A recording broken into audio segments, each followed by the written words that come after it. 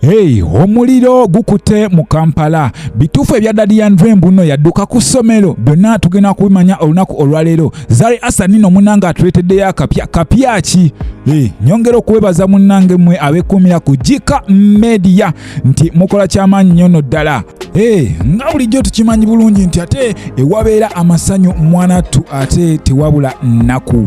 Anti munnange wuno mwana muwala amanyikiddwa nga Rosemary Namukasa nga ono tumumanyi bulungi. Jjukira munnange ono yatuzanyirako mu kasinema akamanyiddwa nga Promise, akanono yazanyamu nga Madam Custodian mu Aromatic Entertainment. Ono nno munnange yaviiriddwako ate omulungi we ngamba era ntegeeza Bambi maama we nga ono yatuvudde ku maaso olunaku olwajjo era nga tusaba Mukama Bambi ate amuwummuze mirembe saako n'okugumya abate abantu be naddala mwana muwala ono Rosemary Namukasa. Kati nno munnange Zari Asani fenna abangi gwe tutegeera obulungi nga socialite ow'amaanyi no ddala era nga abangi mumwitira Boss Lady oba The Boss Lady. Ono nno nga mukyala w'amaanyi wetutuuka mu Uganda, Kenya, Tanzania era nga mwanattu ono showbiz zabeeramu oba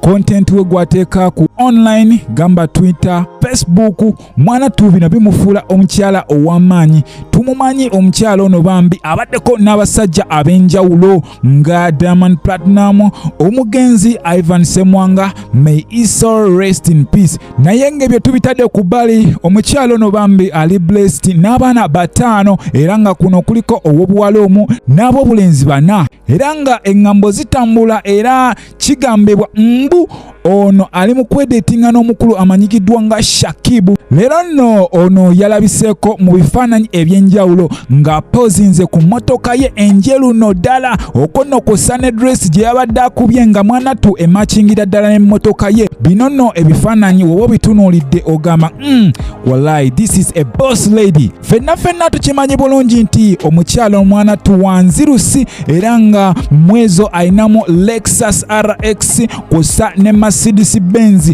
Ezo nno zonna wenzogerako ezo nno zo mmotoka era nga woba wakuzeyimbamu olina kuba nga mwana wattu akasimbiko nga kaweera nga toyina sente wabula nga olina omusimbi.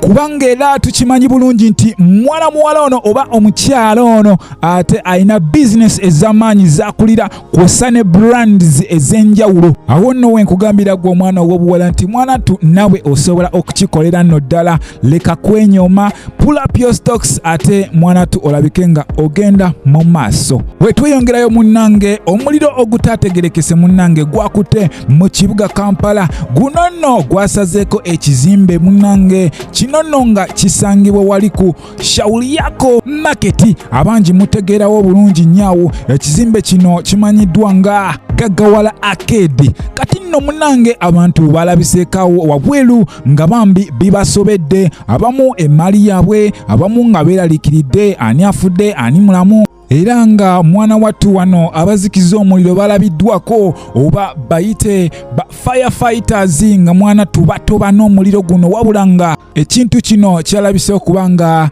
kyabakalubiddemuko. Omukka ogw'amaanyi mwanattu gwalabiddwako mu bbanga nga gukutte ng'oyinza okugamba oba kire kyekikutte. Awo nno wenkugambira munnange nti ate tulina okuba abegendereza ennyo kubanga tukimanyi bulungi nnyo nti omuliro tegwokya nnyumba emu. Kale nno wobanga olabye engeri y'olukaka oba omuliro gutandika gwonna mwanattu ate kikoleko mu bwangu otegezeeko ate abo bekikwatako kubanga osanga singa baba kitegeera mu bwangu ate mwanattu bayinza okubako ne kye bayambayambako oba okutaasa emmali y'abantu.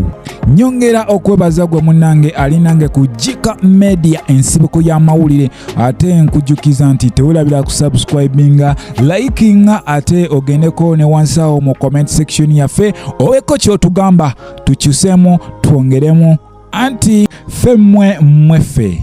Wetweyongerayo maaso munnange Andre Ojambo alina byatugambe wano. Abangi mumumanyi bulungi era nga mumumanyi nga Daddy Andre. Ono nno nga y'omu ku ba producer abasinga wano mu regioni Ekyenjawulo mwana tukyenyinza okugamba ekiri ku mulenzi ono oba gwe mumanyi nga Daddy Andre nti muyimbi, muwandiisi ate producer mulungi nnyo. Kino nno kimufuula omuntu ow'enjawulo. Tumujjukirako bulungi nnyo mu kayimba ke akamanyiddwa nga si kikukweka, azze abakuba obuyimba obw'enjawulo era mubusiima mumuwagira. Ono nno yatandika okola production ye ey'ennyimba mu mwaka gwali gwa 2010 yadde nga ettutumu lye ate lyo lyavaayo mu mwaka ogwa 2014. Awo nno abantu ne batandika okutegeera omwami amanyiddwa nga Daddy Andre. Ono mu bigambo bye atugamba nti ate obuto bwe bwonna bwatambuliranga ku muziki era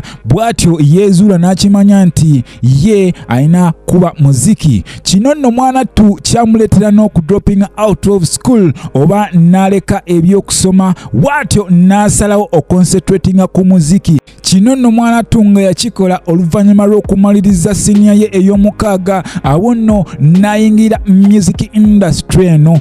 Daddy Andre no oba muyite Andre Ojambo ate no mwana tu yatandika ogenda maaso n'okubanga awuliriza music ow'enjawulo. Kino nno yagenda maaso n'okweyigiriza ebintu eby'enjawulo ngamba mu music production. Kino kyamufuula ate omumanyi.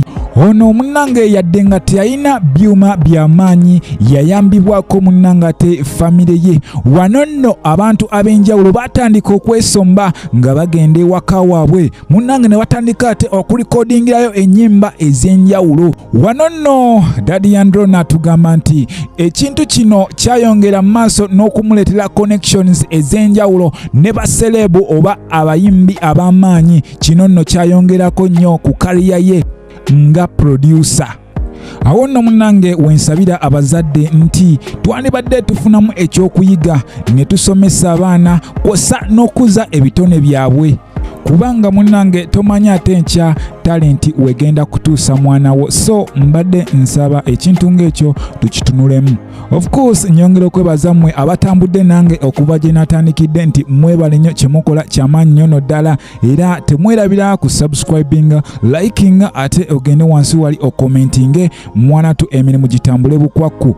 Mbaagaliza ebisinga, Mukama abankuumire.